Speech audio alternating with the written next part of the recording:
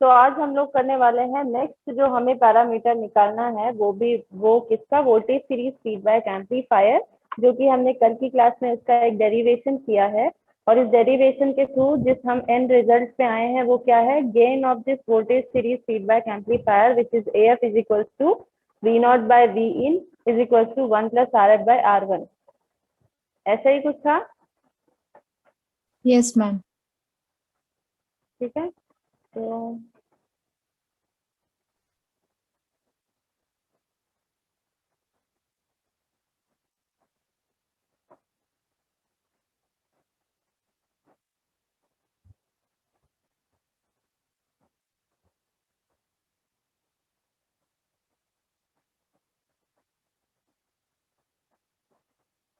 तो आज अब हम लोग उसके आगे करने वाले हैं नेक्स्ट मोड, मतलब एक दूसरे तरीके से सेम गेन को डिराइव करना, कि सेम जो हमने वैल्यू कल डिराइव करी थी using the concept of feedback, और उसमें और क्या क्या कॉन्सेप्ट लगाए थे हमने कल की क्लास में जो डेरिवेशन किया था उसमें हमने simple open loop voltage gain, close loop voltage gain और इनपुट को डिफरेंशियल इनपुट लेकर के उस गेन की इक्वेशन को सॉल्व किया था। और ओपैम का थोड़ा सा कॉन्सेप्ट हमने लगाया था which was equal to, op amp का जो कॉन्सेप्ट हमने अप्लाई किया था वो क्या कॉन्सेप्ट लगाया था कल की क्लास में, बताइए कोई।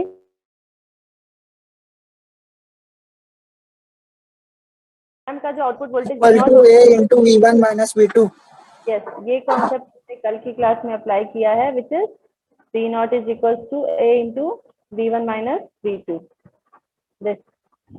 और उसके बाद सारा का सारा डेरिवेशन किया। तो आपको जो नोट अपलोड किए गए हैं उसमें ये आपको जो डेरिवेशन कल कराया वो नहीं है, उसके अलावा ऐसा कुछ मिलेगा जो कि सिंपल बुक में गिवन है। और यहाँ पे जो कॉन्सेप्ट लगाया गया है वो उसी इक्वेशन को, मतलब उसी डेरिवेशन को हमने जो एंड रिजल्ट डिराइव किया है उसको दूसरे फॉर्म में डिराइव किया है, मतलब AF is equal to A by 1 plus A beta के फॉर्म में। Is it clear?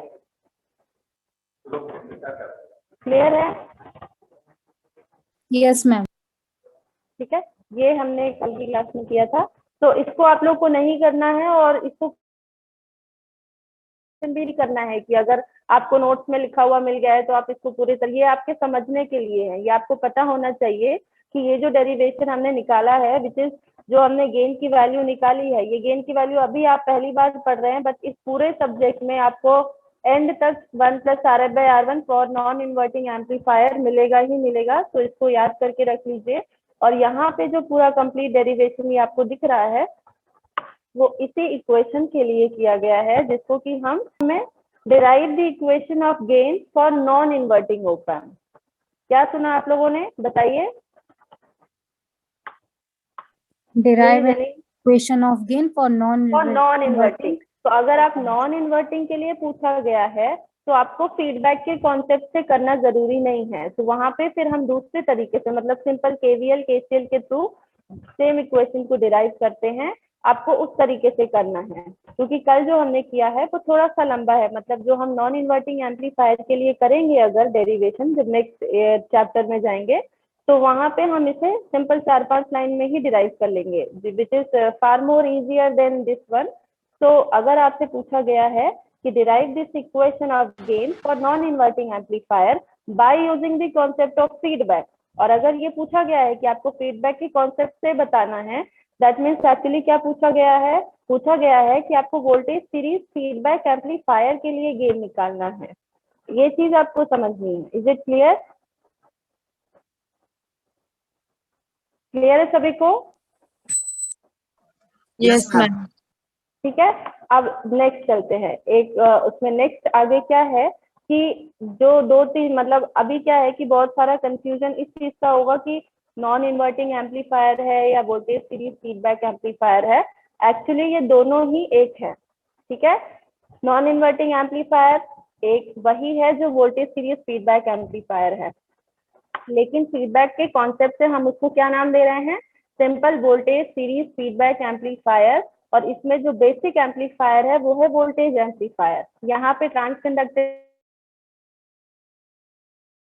This is a voltage amplifier जहाँ पे कि आउटपुट से वोल्टेज हम ले रहे हैं और इनपुट में वोल्टेज को मिक्स कर रहे हैं। मतलब कि जो नॉन इन्वर्टिंग ऑपरेशनल एम्पलीफायर है वो भी बेसिकली क्या है, एक वोल्टेज एम्पलीफायर है।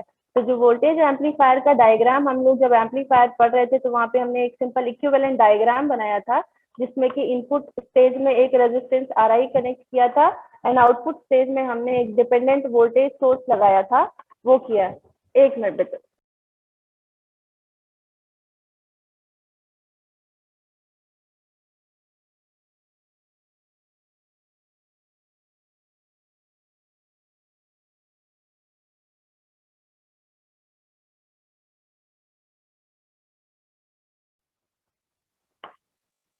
तो यहाँ तक क्लियर है सभी को?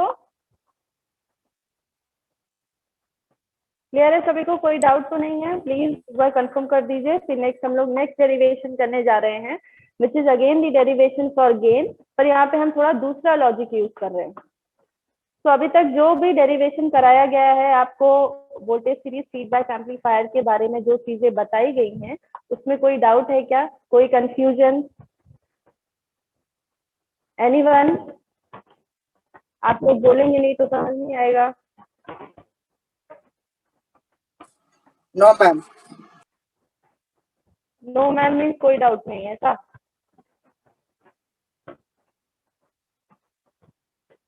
किसी को कोई डाउट नहीं है?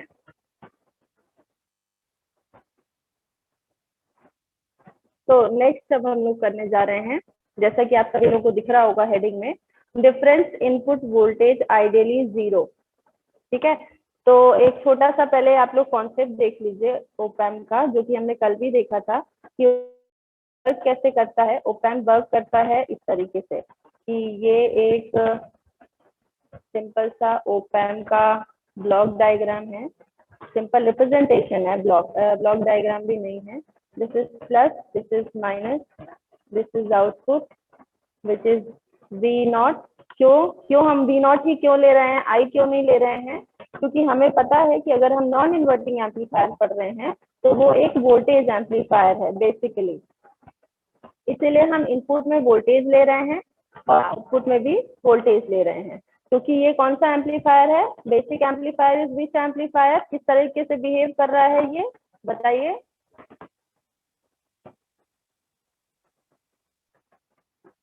बताइए भाई, बेसिक एम्पलीफायर कौन सा एम्पलीफायर है? वोल्टेज एम्पलीफायर या करंट या ट्रांस कंडक्टेंस या ट्रांस रेजिस्टेंस? Voltage amplifier. तो जो आउटपुट वोल्टेज की इक्वेशन बनेगी वो होगी V not is equal to gain into difference of the two input voltages V1 minus V2। ठीक है, अब इसी को ही अगर हम एक साथ लिखें तो इसी को क्या लिख दिया? A into VID। Is it clear? ठीक है, तो यहाँ पे हमें दिख रहा है कि दो टर्मिनल्स हैं, दो टर्मिनल, एक टर्मिनल को नाम दिया है V1, दूसरे को नाम दिया है V2। और यहाँ जो गेन A होता है ओपैम्प का, कल की क्लास में भी आपको बताया गया था, ideally gain A is infinity for op-amp. Is it clear? But practically तेल बड़ा वाला था छोटा वाला? म्यूट कर लीजिए भाई जिन्होंने भी ज्वाइन किया है।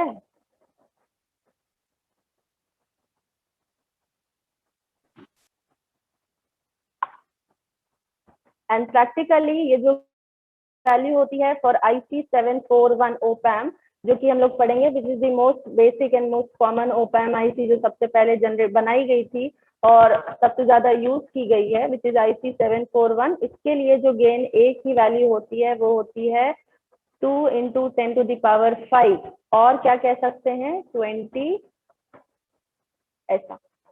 ठीक है, is it clear?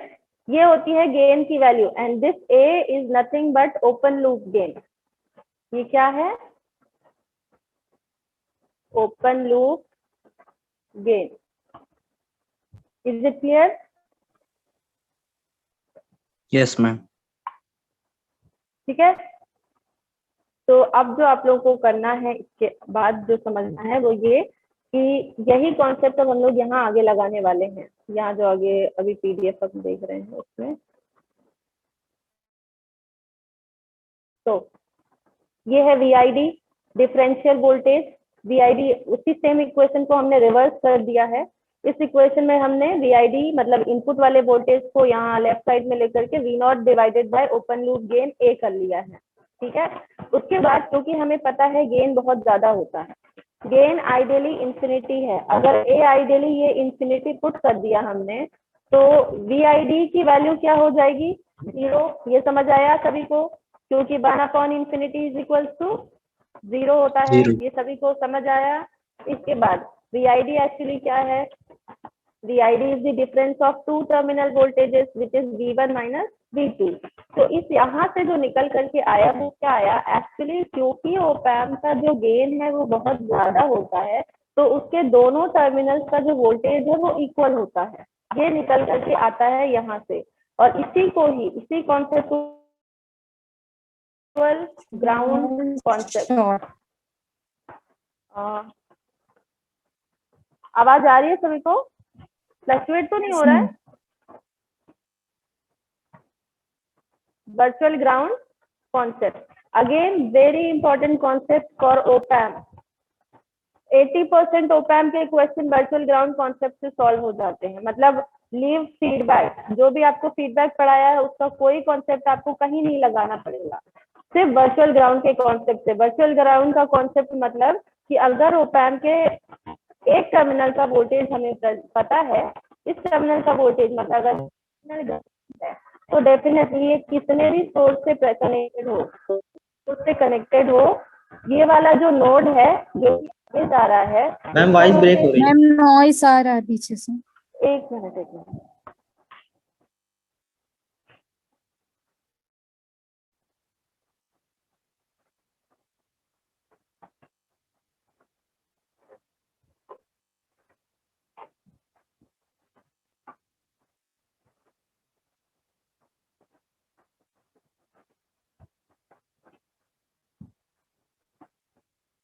Hello hello, Yes, Yes, ma'am. ma'am. अभी प्रॉपर है? Yes, ma'am. ठीक है, तो जो आपको बताया जा रहा है वो है वर्चुअल ग्राउंड का कॉन्सेप्ट। वर्चुअल ग्राउंड का कॉन्सेप्ट ये कहता है कि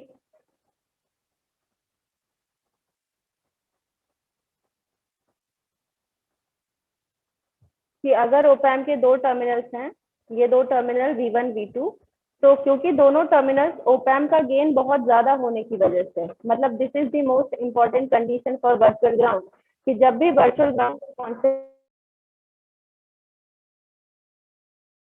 को क्या चेक करना है कि क्या ये क्वेश्चन में ऑलरेडी गिवन है कि ओप एम्प आइडियल है, क्योंकि 80% केसेस में ये गिवन होता है कि ओप एम्प आइडियल है, और 20% मतलब जो टफेस्ट लेवल आप समझ लीजिए ओप एम्प के जो क्वेश्चंस होते हैं जहाँ वो थोड़ा सा ट्रिकी मतलब थोड़ा सा ऐसा घुमा करके देते हैं, वहां पे वो गेन ऑलरेडी मेंशन कर देते हैं कि गेन क्या है, गेन 50 है, गेन 100 है, तो वहां पे आप वर्चुअल ग्राउंड का नहीं लगा सकते हैं। लेकिन अगर दिया हुआ है कि गेन बहुत ज्यादा है, मतलब या तो ये लिखा हुआ है कि गेन बहुत ज्यादा है या तो ये लिखा है ओप एम्प आइडियल है, दोनों ही केसेस में हम वर्चुअल ग्राउंड का कॉन्सेप्ट लगाएंगे। और वर्चुअल ग्राउंड का कॉन्सेप्ट लगाने का मतलब है कि ओप एम्प के दोनों टर्मिनल का वोल्टेज सेम है, वो आपस में शॉर्टेड नहीं है, क्योंकि दो टर्मिनल का वोल्टेज कब सेम होता है, जब दोनों टर्मिनल्स आपस में शॉर्टेड हो, तभी ये दोनों सेम पोटेंशियल पे प्रेजेंट होते हैं। बट क्योंकि ये फिजिकली कनेक्टेड नहीं है,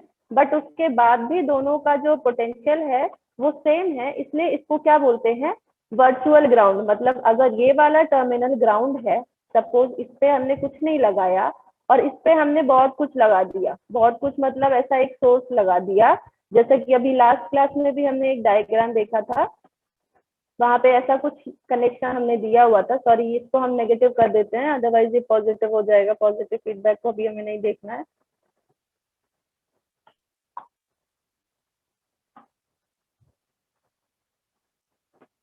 This is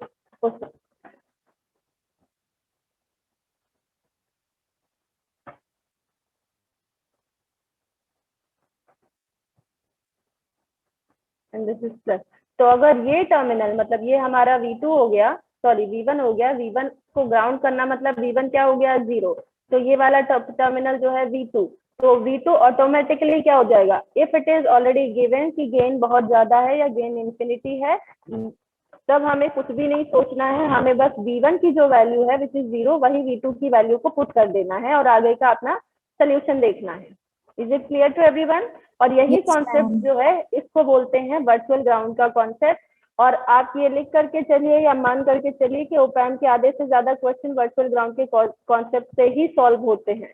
उसमें हम फीडबैक नहीं लगाते हैं और कोई दूसरा कॉन्सेप्ट नहीं लगाते हैं, सिंपली यही कॉन्सेप्ट लगा करके अभी जो हमने कल की क्लास में डेरिवेशन 20 मिनट में किया है उसी डेरिवेशन को अभी आप लोग देखेंगे कि हम लोग 10 मिनट में कर लेंगे। ठीक है, तो आगे बढ़ते हैं, सेम वही कॉन्सेप्ट यहाँ लगा रहे हैं। तो कल की क्लास में जो डायग्राम था उसमें अगर आप लोगों को याद हो और याद नहीं हो तो आज खोल करके फिर से देख लीजिए कि वहां पे हमने नेगेटिव टर्मिनल पे फीडबैक दिया था और पॉजिटिव टर्मिनल पे हमने सोर्स कनेक्ट किया था और उस सोर्स को जो नाम दिया था वो था वी इन। यस और नो बताइए। Yes, ma'am. ठीक है, तो जो पॉजिटिव टर्मिनल वाला पोटेंशियल था वो V1 था, तो V1 is equal to V in हो गया। सिमिलरली जो नेगेटिव टर्मिनल वाला पोटेंशियल था वहां पे फीडबैक जा रहा था थ्रू R1, तो वो जो R1 के थ्रू वोल्टेज VF प्रेजेंट था वो था VF, तो V2 की वैल्यू हो गई VF। यस और नो? Yes, ma'am. तो अब उसके बाद दोनों की वैल्यू को अगर हम पुट करें थ्रू वर्चुअल ग्राउंड तो यहाँ पे VF इक्वल हो जाएगा किसके? V इन के। तो यहाँ V2 को हम क्या कर दें? V इन पुट कर दें। क्यों? क्योंकि बाय वर्चुअल ग्राउंड हमें पता है कि V1 equals to V2, V1 equals to V2 मतलब VF इक्वल्स टू V इन। तो V इन हमने यहाँ पुट कर दिया और वही इक्वेशन जो कल हमने 2-3 पेजेस में करी थी, ये सिंपल 2 लाइन में आपको सेम इक्वेशन मिल रही है। ठीक, देख रहे हैं सभी लोग? सेम डेरिवेशन आया है या नहीं? Without any approximation. Without any approximation क्यों? क्योंकि हमने पहले ही सब कुछ अप्रोक्सीमेट कर लिया, जो भी गेन की वजह से अप्रोक्सीमेशन था वर्चुअल ग्राउंड लगा दिया हमने, तो आपको वही इक्वेशन मिल रही है गेन की जो कल की क्लास में हमने डिराइव करके निकाली थी। है इजी या नहीं?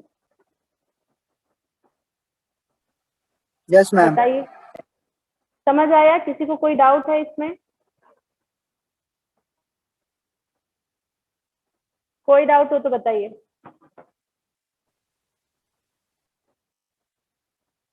कोई भी डाउट है किसी को?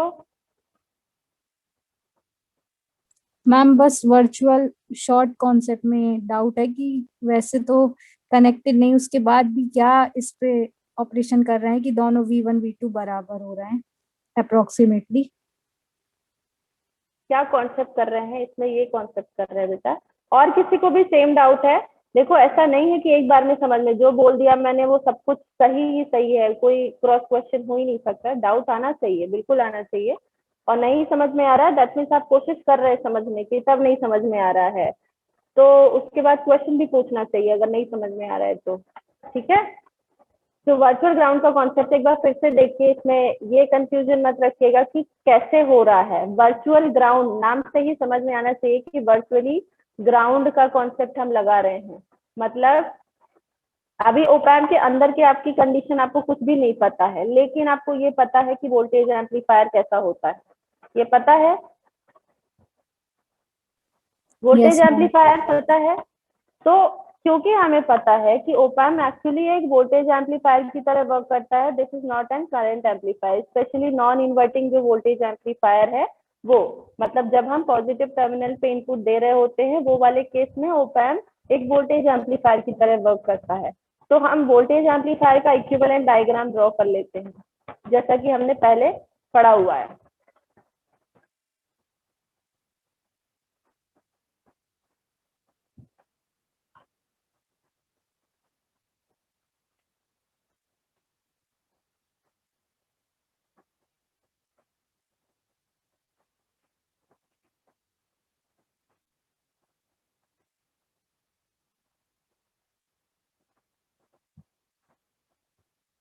ऐसा ही कुछ डायग्राम पढ़ा है और यहाँ पे फिर आउटपुट में कनेक्टेड होता है RL जिसके अक्रॉस हम लेते हैं V0 और ये है हमारा इनपुट वाला terminal this is your R S and B S, ऐसा ही कुछ होता है। Yes ma'am. ये है आर आई, ये है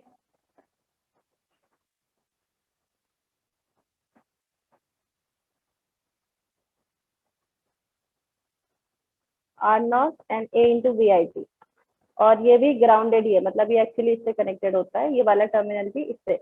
या तो यहाँ पे कोई पोटेंशियल दिया जा रहा है, सपोज ये आपका पॉजिटिव हो गया, तो ये V1, ये है V2 and this is nothing but VID। ये क्लियर है सभी को? ऐसा कर दिया, ठीक है। अब ये वोल्टेज एम्पलीफायर जब आपको बताया जा रहा था तो आपको ये बताएगा कि RI कैसा होना चाहिए। RI कैसा होता है फॉर वोल्टेज एम्पलीफायर? क्या होनी चाहिए RI की value? Ideally infinite. Ideally infinite, very good. अब ये बताइए, अगर RI इनफाइनाइट है तो अंदर क्या करंट जाएगी? No ma'am. कोई करंट जाएगी अंदर? जीरो। तो ये दोनों टर्मिनल्स कैसे हुए? ओपन कैसे सर्किट। हुए? ओपन सर्किट, मतलब ओपन टर्मिनल हो गया। अब Yes, ओपन ma'am. टर्मिनल है, ओपन टर्मिनल में क्योंकि यहाँ अंदर जो भी लगा हुआ, ये तो हमने इक्विवेलेंट ड्रॉ किया है, this is not the exact circuit, क्योंकि अंदर यहाँ सिर्फ एक रजिस्टर थोड़ी नहीं लगा रहता, अंदर तो इलेक्ट्रॉनिक डिवाइस लगी होती है। तो पर वो बिहेव कैसे, उसका जो भी उसका इनपुट रेजिस्टेंस होता है उसको बहुत ज्यादा रखा जाता है, जिसकी वजह से अंदर जो करंट जा रही है वो जीरो हो रही है। मतलब कि इन दोनों टर्मिनल के अक्रॉस कोई ड्रॉप नहीं हो रहा है, ये समझिए, ठीक है। ये इंडिपेंडेंट है, ये इंडिपेंडेंट है, बट क्योंकि ये दोनों रिलेटेड है एक इक्वेशन से, और वो इक्वेशन है आउटपुट वोल्टेज की इक्वेशन, जिसमें कि गेन प्रेजेंट होता है ये, और ये यहाँ पे जो एक पैरामीटर ए प्रेजेंट है वो हमें पता है कि उसकी वैल्यू भी क्या होती है? Infinity for op amp.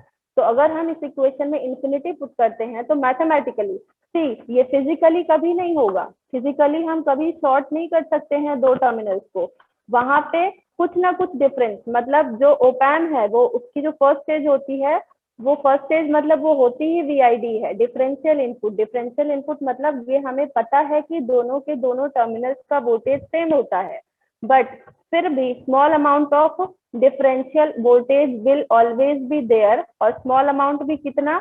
In range of microvolt.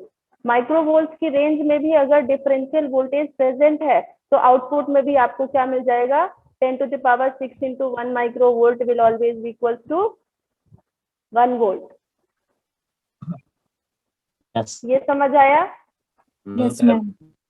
मतलब कि ये डिजाइन इस तरीके से किया गया है कि ये दोनों टर्मिनल्स आपस में ग्राउंडेड नहीं होने के बाद, शॉर्टेड नहीं होने के बाद भी इक्वल पोटेंशियल पे प्रेजेंट होते हैं, बट क्योंकि small amount of difference will always be there, small amount of mismatching will always be there, और वही मिसमैचिंग वाला जो वोल्टेज है वही आगे जाकर के एम्पलीफाई होकर के हमें आउटपुट देगा। क्यों?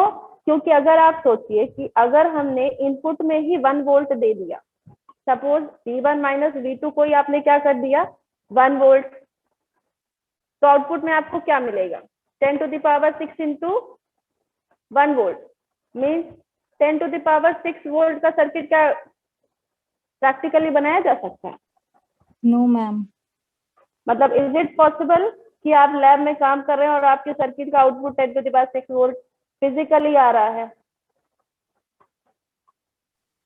नो ऐसा मैम, नॉट पॉसिबल। नहीं है। मतलब we are working at very smaller level of the voltage, voltage का हम माइक्रो वोल्ट ले लीजिए, नैनो वोल्ट ले लीजिए, इस लेवल पे वर्क करते हैं, और तब जा करके आउटपुट जो है क्या होता है? नॉर्मल रेंज में। क्यों? क्योंकि पावर सप्लाई हम कितनी ले रहे हैं? पावर सप्लाई हम +5 वोल्ट या -5 और -5 वोल्ट ले रहे हैं। तो अगर ये हमारी पावर सप्लाई की रेंज है +5 to -5, मतलब मीन्स टोटल हमारे पास 5 वोल्ट से ज्यादा होगा ही नहीं मैम। मीन्स टोटल हमारे पास जो रेंज हुई 10 वोल्ट की हो गई, तो we can not go further from this 10 volt, हमारा सर्किट उसके लिए डिजाइंड ही नहीं है। तो ये जो आपको बताया जा रहा है यही ये कॉन्सेप्ट है कि वर्चुअली ये दोनों जो टर्मिनल्स है V1 एंड V2 वो सेम पोटेंशियल पे प्रेजेंट होते हैं, और उसी कॉन्सेप्ट को लगा करके हमने जो इक्वेशन निकाली वो इक्वेशन भी बिल्कुल करेक्ट है for a close loop amplifier या तो for an non inverting amplifier या तो फिर एक वोल्टेज सीरीज फीडबैक एम्पलीफायर के लिए गेन की जो वैल्यू होती है, सेम गेन हमने डिराइव किया है by using this concept of virtual ground. Is it clear? Yes, ma'am. Thank you. अब नेक्स्ट हमें एक पैरामीटर जो निकालना है वो है इनपुट रेजिस्टेंस RI। RI तो ऑलरेडी है, ये डायग्राम सभी को विजिबल है, Yes, ma'am. ठीक है। तो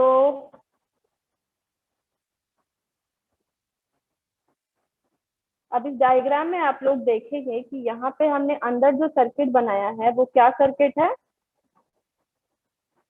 वो एक वोल्टेज एम्पलीफायर का इक्विवेलेंट सर्किट जो हमने पहले पढ़ा हुआ है वही सर्किट है। ऐसा क्यों ड्रॉ किया है? क्योंकि अगर हम इक्विवेलेंट सर्किट ड्रॉ करेंगे, इक्विवेलेंट सर्किट मतलब हम 50 ट्रांजिस्टर का सर्किट नहीं बना सकते हर बार, उसको एक बार ही डिजाइन करते टाइम किया जा सकता है, हर बार हम नहीं बना सकते।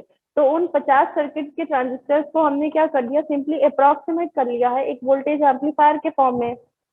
तो उस वोल्टेज एम्पलीफायर के सिर्फ 3 पैरामीटर्स की हमें जरूरत होती है, which is input resistance RI, output resistance R0, और यहाँ जो डिपेंडेंट वोल्टेज सोर्स है A इंटू VID, ये है dependent voltage source which is dependent on the input voltage या तो फिर इनपुट डिफरेंशियल वोल्टेज VID इस पे। अब यहाँ जो ये RI है, RI is the input resistance for voltage amplifier without feedback, without any feedback। जब हमने फीडबैक अप्लाई नहीं किया है तब RI है इनपुट रेजिस्टेंस, और इसकी वैल्यू तब भी हमें कितनी चाहिए, बहुत ज्यादा चाहिए, वेरी लार्ज या तो फिर इंफिनिटी। अब देखना है कि जब हमने फीडबैक लगा दिया है तो उसके बाद इस RI की वैल्यू में क्या चेंज आता है। तो जब हमने ये सर्किट कनेक्ट कर दिया, मतलब आउटपुट वाली ब्रांच को ले आकर के RF कनेक्ट करके हमने इसको इनपुट से कनेक्ट कर दिया थ्रू दिस R1, तो अब देखते हैं इसमें क्या चेंज आता है। तो ये RIF क्या हो गया, RIF is the input resistance after feedback. और किसी भी सर्किट में ये एक जनरल स्टेप है, मतलब जनरल जब भी आपसे इनपुट रेजिस्टेंस, चाहे वो नेटवर्क ही क्यों ना हो, क्योंकि नेटवर्क में भी इनपुट रेजिस्टेंस पूछा जा सकता है, तो वहां पे भी अगर आपसे इनपुट रेजिस्टेंस पूछा जा रहा है तो इनपुट रेजिस्टेंस का मतलब ही क्या होता है कि input voltage divided by input current. Is it clear? Yes, ma'am. तो यहाँ पे अगर हम आफ्टर फीडबैक बात कर रहे हैं, आफ्टर फीडबैक मतलब कि अगर फीडबैक नहीं लगा होता तो हमारा इनपुट रेजिस्टेंस क्या था, ये VID था, सॉरी इनपुट वोल्टेज क्या था, VID, और इनपुट करंट, जो भी करंट अंदर जा रही है वो हमारा input voltage divided by input current is equal to input resistance होता। लेकिन आफ्टर फीडबैक क्या हो गया, जो सोर्स हमने कनेक्ट किया है वो सोर्स हो गया हमारा इनपुट वोल्टेज, और उस सोर्स से जो करंट निकल करके जा रही है वही होगी हमारी इनपुट करंट, और इन दोनों का रेशियो हमें क्या देगा, इनपुट रेजिस्टेंस विथ फीडबैक, इसलिए इसको नाम दिया गया है RIF। Is it clear? Clear है सभी को? फिर से बता दीजिए मैम, एक बार डायग्राम फिर से बता दीजिए। डायग्राम में देखिए बेटा, यहाँ पे ध्यान से देखिए कि यहाँ जो सर्किट बना हुआ है वो सर्किट है वोल्टेज एम्पलीफायर का इक्विवेलेंट सर्किट, जो हम पहले पढ़ चुके हैं। उसके इनपुट स्टेज में जो वोल्टेज प्रेजेंट है वो है VID, और जो इनपुट करंट जा रही है, यहाँ पे हालांकि करंट की बात की नहीं गई है, और हाँ आप ये भी सोच सकते हैं कि करंट तो वैसे ही कुछ नहीं जाती है, RI की वैल्यू बहुत ज्यादा हो, यस करंट कुछ नहीं जाती, RI की वैल्यू बहुत ज्यादा होती है, बट अगर मेगा ओम्स में भी रेजिस्टेंस की वैल्यू है, मतलब वो एग्जैक्टली इंफिनिटी तो होगी नहीं, बहुत ज्यादा वैल्यू होगी। बहुत ज्यादा का मतलब क्या होगा कि वो मेगा ओम्स में है, मेगा ओम्स में है तब भी माइक्रो रेंज में करंट फ्लो होगी, और वो माइक्रो रेंज की करंट हमें क्या देगी, इनपुट रेजिस्टेंस देगी। तो यहाँ पे जो RIF है वो RIF क्या होगा, ratio of this Vin divided by ये जो करंट यहाँ से निकल करके जा रही है, विच इज हमने नाम क्या दिया उसको, Iin। ठीक है, क्लियर है सभी को? अब देखिए इस सर्किट में क्योंकि यहाँ आगे कोई भी नोड प्रेजेंट नहीं है, तो ये वही करंट है जो कि इसके थ्रू जा रही है, जो इंटरनल रेजिस्टेंस प्रेजेंट है, मतलब जो वोल्टेज एम्पलीफायर का इनपुट रेजिस्टेंस जो हमने बनाया है, जो हमारा इक्विवेलेंट मॉडल हमने बनाया है, वही सेम करंट इस RI से भी जा रही है, क्योंकि यहाँ कहीं भी कोई नोड प्रेजेंट नहीं है, सिंपल एक लूप फॉर्म हो रहा है। तो अगर एक लूप फॉर्म हो रहा है तो लूप में करंट कहीं डिवाइड होगी नहीं, मतलब यही सेम आई इन करंट कहाँ जा रही है, RI में जा रही है। दैट मीन्स कि अगर ये RI के क्रॉस इनपुट वोल्टेज जो प्रेजेंट है वो है VID, which is differential voltage, difference of these two voltages.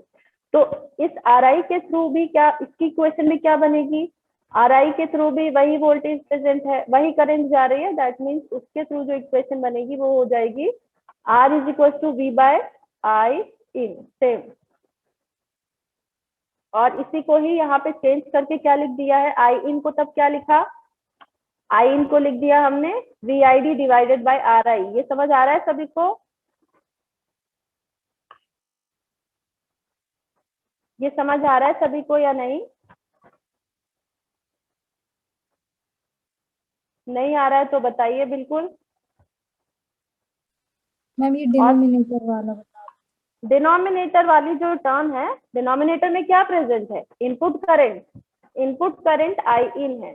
और आई इन करंट अगर आप सर्किट में देखेंगे कहीं डिवाइड हो रही है क्या, नो कहीं मैम। डिवाइड हो रही है क्या आई इन करंट, आई इन वही करंट है जो वी इन से निकल करके आ रही है। और यहाँ पे हमने आर इन मतलब जो इंटरनल रेजिस्टेंस है इस वोल्टेज का उसको 0 किया हुआ है। तो बीच में ऐसा कोई भी एलिमेंट या कोई भी पैरामीटर प्रेजेंट नहीं है जिसके थ्रू आई जो है डिवाइड हो, मतलब वही सेम करंट कहाँ जा रही है, आर आई में जा रही है। तो आर आई की जो इक्वेशन बनेगी वो इक्वेशन क्या हो जाएगी, R is equal to V divided by I. तो वी क्या है, आर आई के क्रॉस जो वी प्रेजेंट है वो है V1 माइनस V2 या तो फिर VID। तो R I is equal to क्या हो जाएगा, V डिवाइडेड बाय आई, क्योंकि V इज इक्वल टू क्या होता है I इंटू आर। तो यहाँ आर आई की इक्वेशन क्या बनेगी, VID divided by R I. Okay ma'am. Is it clear to everyone? Yes, ma'am. Yes, ma'am. अब नेक्स्ट देखिए, क्योंकि हमें पता है कि VID का भी एक इक्वेशन है, VID की इक्वेशन क्या है, VID is equal to output voltage divided by open loop gain. Yes और नो? Yes ma'am. और एक दूसरी इक्वेशन भी है जो कि है फीडबैक के बाद, मतलब ये तो विदाउट फीडबैक है, ये वाली जो इक्वेशन है this equation is without feedback. But with feedback भी एक इक्वेशन आती है, विथ फीडबैक क्या इक्वेशन आती है, V not is equal to AF into V in हो जाएगा। V इन है यहाँ पे, ये याद ध्यान रखिएगा, एक जगह VID है और एक जगह V इन है। क्यों? क्योंकि यहाँ पे हमने क्या कर लिया है, फीडबैक यूज कर लिया है। तो अब क्या करना है कि इस RIF की इक्वेशन में, मतलब जो फीडबैक इनपुट रेजिस्टेंस है उसमें हमने पुट करनी है वैल्यू को, VID की वैल्यू को पुट किया, देख रहे हैं सभी लोग, VID is equal to VID by RI है। तो यहाँ पे हमने VID को क्या कर लिया है, VID को पुट कर दिया V not by A, RI आपका ऊपर चला गया है। फिर उसके बाद V नॉट बाय A है, तो आगे भी वैल्यू को पुट किया गया है। कि कौन सी वैल्यू को पुट किया है, V in divided by V not यहाँ पे प्रेजेंट हो रहा है, तो यहाँ से ये V नॉट की वैल्यू को उठा करके यहाँ रख दिया गया है। तो उसकी वैल्यू क्या है, A divided by 1 plus A beta into V इन है। तो यहाँ पे V in divided by 1 plus A beta into A और V इन कैंसिल, और यहाँ से जो आपको इक्वेशन निकल करके आ रही है वो है RIF is equal to RI into 1 plus A beta. Is this equation clear, या इसको अलग से मैं डिराइव करके दिखाऊं तब समझ में आएगा?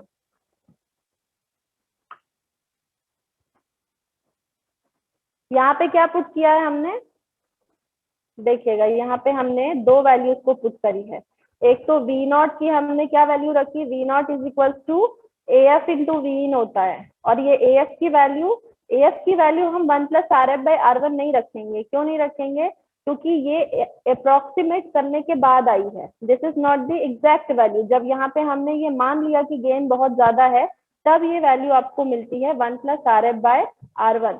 तो इसको हम वहीं लगाएंगे जहां पे कि ये आपको पता है कि गेन बहुत ज्यादा है, लेकिन जहां पे ये आपको पता ही नहीं है कि A एक्चुअली में ज्यादा है या नहीं है, तो हमें गेन के साथ पुट करना होगा। तो वहां पे जो एक जनरलाइज्ड इक्वेशन आती है वो होती है a by 1 plus a beta which is the value of AF। तो यहाँ पे AF की इस वैल्यू को पुट किया गया है और ये वैल्यू बहुत इंपॉर्टेंट भी होती है। क्यों? क्योंकि ये जो 1 plus a बीटा डिनोमिनेटर है एक्चुअली ये फीडबैक फैक्टर को बताता है कि कितने अमाउंट का फीडबैक हमारे सर्किट में एक्चुअली प्रेजेंट है। तो ये 1 plus a बीटा आया क्यों है? क्योंकि हमने यहाँ पे बीटा को लगाया है, फीडबैक को लगाया है इसलिए। तो ये 1 plus a beta factor actually में क्या होता है? This is the amount of feedback जिससे कि हमारा इनपुट रेजिस्टेंस और ज्यादा बढ़ रहा है।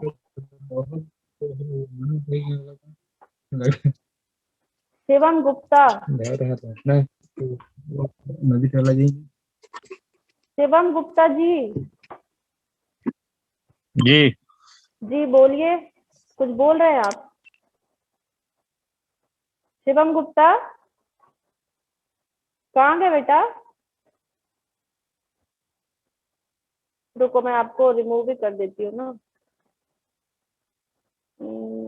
रिमूव। सी अननेसेसरी चैटिंग करने के लिए आप क्लास में नहीं प्रेजेंट हैं। जैसे क्लास से बाहर जा सकते हैं तो यहाँ पे और भी ज्यादा आसान है कि आप क्लास में प्रेजेंट ही ना हो। तो अननेसेसरी अनम्यूट करके बातें मत करिए और ध्यान से पढ़िए which is most important for all of you. कोई डाउट हो तो बिल्कुल पूछिए, यू आर मोस्ट वेलकम। और अननेसेसरी डाउट के लिए तो नॉट एट ऑल। अभी तक जो पढ़ाया गया आपको ये बताया गया है कि इनपुट रेजिस्टेंस जो है फीडबैक यूज करने के बाद इंक्रीज होता है by factor 1 plus a beta. और ये जो 1 plus a बीटा है इसी को हम क्या बोलते हैं? Amount of feedback. यहाँ आपको बी दिख रहा होगा, ये या तो आप बीटा लिख सकते हैं या आप बी लिख सकते हैं। अगर आप बुक देखेंगे तो बुक में बी लिखा हुआ है क्योंकि ये मैंने बुक से ही आपके ये जो दिख रहा है PDF ये मैंने बुक से बनाया हुआ है इसलिए इसमें बी लिखा हुआ है। और बहुत सारे बुक्स हैं जिसमें कि बीटा लिखा हुआ होता है। तो आप एक स्टैंडर्ड लेकर के चलिए। अगर आपको फीडबैक का जो फैक्टर है उसे, फीडबैक का फैक्टर मतलब जो गेन है उसे अगर बी से शो करना है तो हर जगह आप बी लिखिए और अगर बीटा से शो करना है तो हर जगह बीटा लिखिए। एंड उस फीडबैक के गेन की वजह से ही 1 plus a बीटा फैक्टर आया है। And 1 plus a beta factor को बोलते हैं, क्या बोलते हैं इसे? Amount of feedback.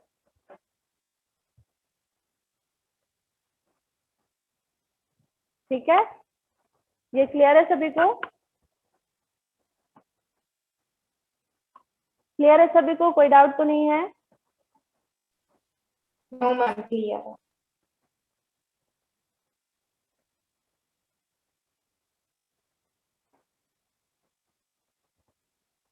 तो नेक्स्ट चलते हैं। Next is output resistance with feedback. अभी हमने इनपुट रेजिस्टेंस निकाला है, अब आउटपुट रेजिस्टेंस निकालना है with feedback. Without feedback output resistance for an voltage amplifier, for a voltage amplifier क्या होगा बताइए? R0 की वैल्यू आइडियली वोल्टेज एम्पलीफायर के लिए क्या होती है?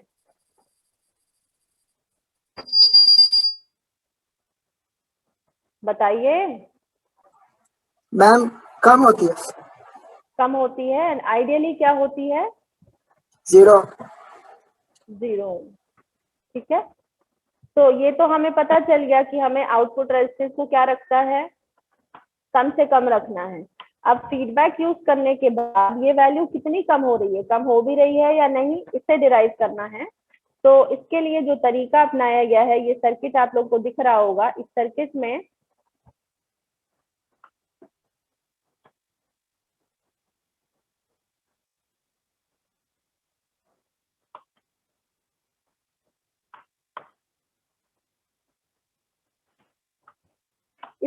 में जो तरीका अपनाया गया है वो थेवेनिन इक्विवेलेंट मॉडल जब बनाते हैं और वहां पे जो आउटपुट रेजिस्टेंस निकालते हैं वही तरीका है। अब आप में से कोई भी बता सकते हैं कि थेवेनिन रेजिस्टेंस या थेवेनिन वोल्टेज और थेवेनिन आउटपुट रेजिस्टेंस जब हम निकालते हैं तो कैसे निकालते हैं? थेवेनिन थ्योरम में किया होगा आप लोगों ने, बताइए। हालांकि यहाँ डायग्राम में तो साफ साफ दिख रहा है। थेवेनिन थ्योरम जब पढ़ते हैं तो वहां पे इंडिपेंडेंट सोर्सेस को यहाँ पे कोई हटाकर मैम RTH निकालते हैं अक्रॉस लोड हटा के। ओके, तो वहां पे भी 2-3 तरीके होते हैं, तो 2-3 तरीके यस मैम, अगर डिपेंडेंट सोर्स आ जाती हैं तो फिर हमको 1 वोल्ट की बैटरी या करंट सोर्स का यूज करना पड़ता है। नो 1 वोल्ट की बैटरी नहीं बेटा। देखिए यहाँ पे 2 स्टेजेस प्रेजेंट है, एक तो इनपुट स्टेज है आपके पास और एक है आउटपुट स्टेज। तो इनपुट स्टेज और आउटपुट स्टेज में सबसे पहले तो हमें इनपुट स्टेज में जो सोर्स प्रेजेंट है, मतलब जो हमारा सोर्स यहाँ पे वी इन प्रेजेंट है, उसे हमें शॉर्ट कर देना है। वोल्टेज सोर्स क्या होगा, शॉर्ट, और करंट सोर्स अगर प्रेजेंट होता तो उसको क्या करते हैं हम, ओपन। ठीक है, और क्योंकि उसके क्रॉस का रेजिस्टेंस तो हमने ऑलरेडी 0 अज्यूम किया हुआ है, तो वो तो प्रेजेंट ही नहीं होगा, तो उसमें कोई डाउट नहीं है, आर इन नहीं होगा। और यहाँ पे वी इन क्या हो जाएगा, वी इन हो जाएगा शॉर्ट। ठीक है, ये हम क्या कर रहे हैं, आउटपुट रेजिस्टेंस निकालने का तरीका है। अब उसके बाद आ जाते हैं आउटपुट स्टेज में, क्यों, क्योंकि इनपुट स्टेज में अब और कोई सोर्स बचा नहीं है। ठीक है, तो आउटपुट स्टेज में आकर के, क्योंकि हमें आउटपुट रेजिस्टेंस R0 निकालना है, तो हम आउटपुट में एक वोल्टेज सोर्स V0 लगाएंगे और उससे एक करंट निकलेगी which will be equal to I0, और इन दोनों का रेशियो ही किसके बराबर होगा, जैसे कि हमने इनपुट रेजिस्टेंस का रेशियो निकाला था, वैसे ही आउटपुट रेजिस्टेंस का भी रेशियो होगा V0 by I0। Is it clear? Clear है सभी को? Yes ma'am. Yes, अब ये ma'am. डायग्राम में आगे देखिए, यहाँ कलर नहीं पे रही, नींबुआ कलर। हे भगवान,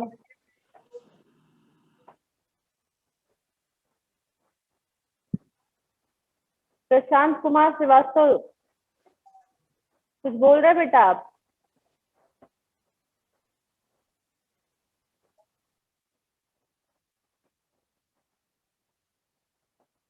तो यहाँ पे आउटपुट रेजिस्टेंस क्या हो जाएगा, V0 by I0।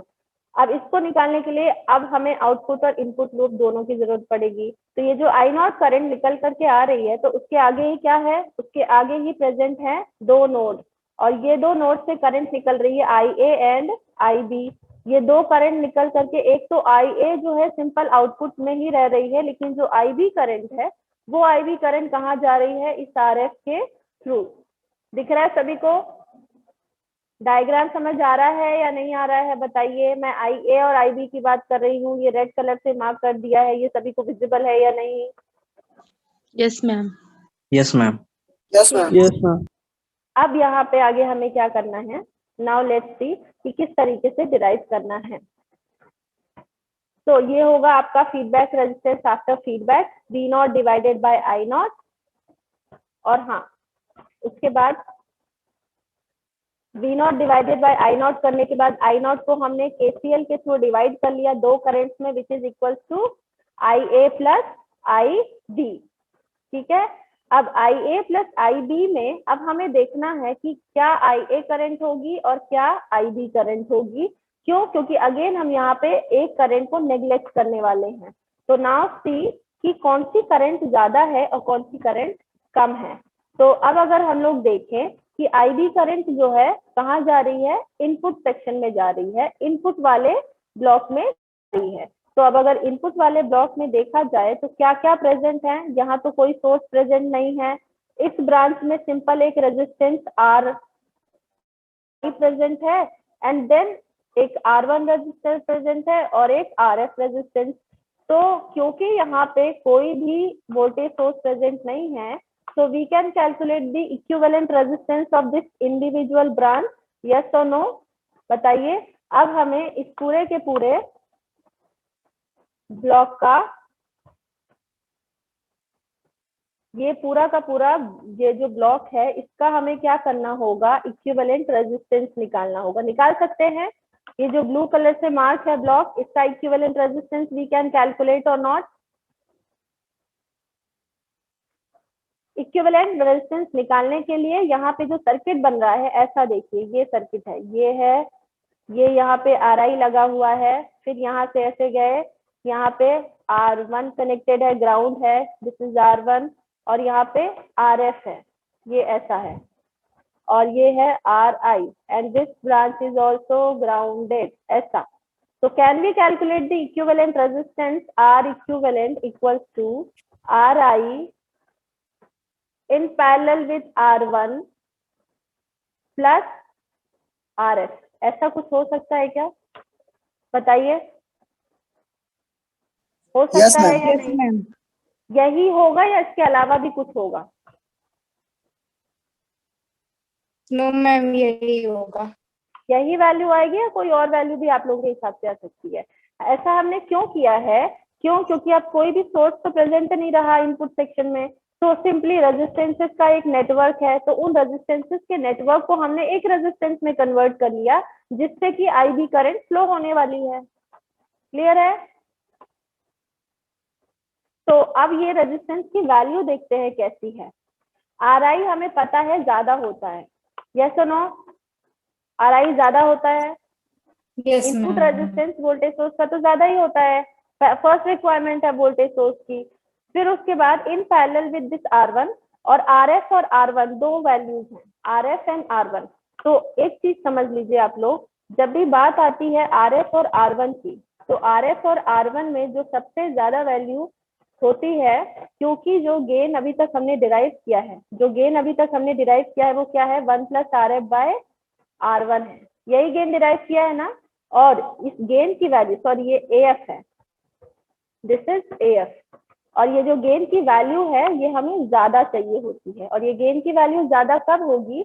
जब RF की वैल्यू ज्यादा होगी। क्लियर है? और R1 की वैल्यू कम होगी। ये क्लियर है सभी को? Yes ma'am. मतलब गेन हमारा ज्यादा तभी होगा जब जो फीडबैक ब्रांच में रेजिस्टेंस लगा हुआ है उसकी वैल्यू बहुत ज्यादा होती है। इसीलिए जब भी आप क्वेश्चन में देखेंगे तो स्टार्टिंग से आप इस चीज को ऑब्जर्व करिएगा कि जो RF की वैल्यू है मोस्टली 10 टाइम्स या 100 टाइम्स होती है इस R1 की। इंटेंशनली पुट करी जाती है, इंटेंशनली इसलिए पुट करी जाती है क्योंकि हमें गेन जो है वो ज्यादा चाहिए, और गेन ज्यादा, और ये भी है कि RF को हम बहुत ज्यादा नहीं कर सकते, दिस इज ऑल्सो ट्रू। क्यों बहुत ज्यादा नहीं रख सकते? क्योंकि आप अपने सर्किट में अगर 100 किलो ओम का रजिस्टर लगा रहे हैं तो वो सर्किट बहुत ज्यादा भारी हो जाएगा। क्यों? क्योंकि एक ट्रांजिस्टर का साइज का 10 गुना होता है एक रजिस्टर का साइज। ये क्लियर है सभी को? So we Yes, cannot go for a higher value of resistance. So we will keep it moderate value. Moderate में भी ऐसा नहीं कि बहुत ही कम होगी, but value RF की R1 से 10 to 100 टाइम्स होती है, मतलब 10 टाइम्स तो होती ही होती है। ये चीज आपको क्वेश्चन, जब भी आप स्टार्टिंग से क्वेश्चन देख रहे हैं तो उस क्वेश्चन में ये चीज ऑब्जर्व करिएगा कि RF की वैल्यू हमेशा आपकी 100 किलो ओम मिलेगी या उससे ज्यादा मिलेगी या ऐसी ही कुछ मिलती है। R1 अप्रोक्सीमेटली आपका 1 किलो ओम होगा, मैक्सिमम 10 किलो ओम होगा। R1 कभी भी बहुत ज्यादा नहीं होता है। तो इससे क्या होता है कि अगर रेजिस्टेंस की वैल्यू ज्यादा है तो इस ब्रांच में जो करंट फ्लो हो रही होगी वो कैसी होगी? बताइए।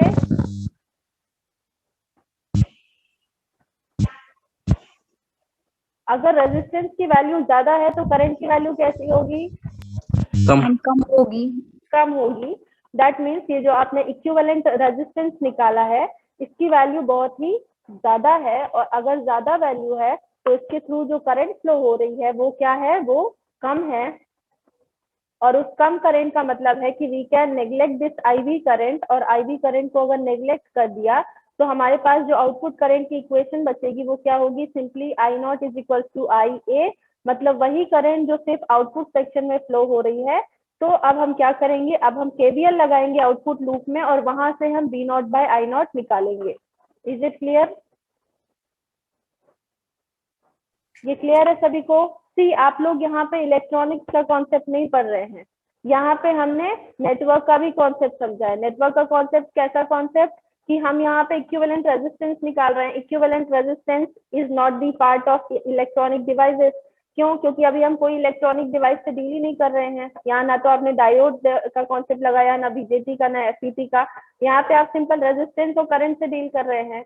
रेजिस्टेंस और करंट तो आप नेटवर्क में पढ़ के आए हैं, नेटवर्क के ये सारे कॉन्सेप्ट हैं, और इसीलिए कहा जाता है कि नेटवर्क को बहुत अच्छे से पढ़िए, उसका कॉन्सेप्ट हर जगह लगेगा। ठीक है? तो यहाँ पे जो ये कॉन्सेप्ट लग रहा है, हमने एक करंट को नेग्लेक्ट किया है। क्यों नेग्लेक्ट किया है? क्योंकि वो जिस रेजिस्टेंस के थ्रू फ्लो हो रहा है वो रेजिस्टेंस की वैल्यू बहुत ही ज्यादा है। और दूसरी चीज अगर आप देखेंगे तो R0 की वैल्यू कैसी होती है? R0 for a voltage amplifier is very small. That means ये स्मॉल रेजिस्टेंस है तो उसके थ्रू जो करंट फ्लो होगी वो कैसी होगी? वो ज्यादा होगी। तो इस ब्रांच वाली करंट डोमिनेटिंग है और इसीलिए हमने क्या किया है, आई नॉट को इक्वल कर दिया है, ऑलमोस्ट इक्वल कर दिया है किसके, I naught is almost equal to I A. Is it clear to everyone? Yes ma'am.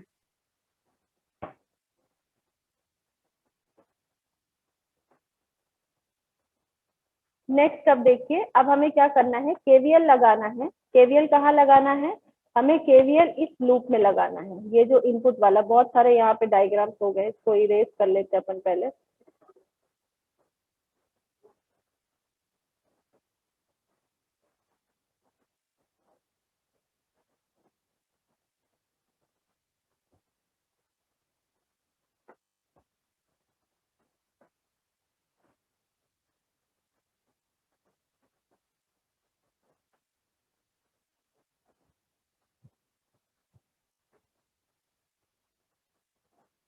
ठीक है, तो अब क्या करना है, आउटपुट लूप में हमें केवीएल लगाना है। केवीएल लगाना आता है सभी को?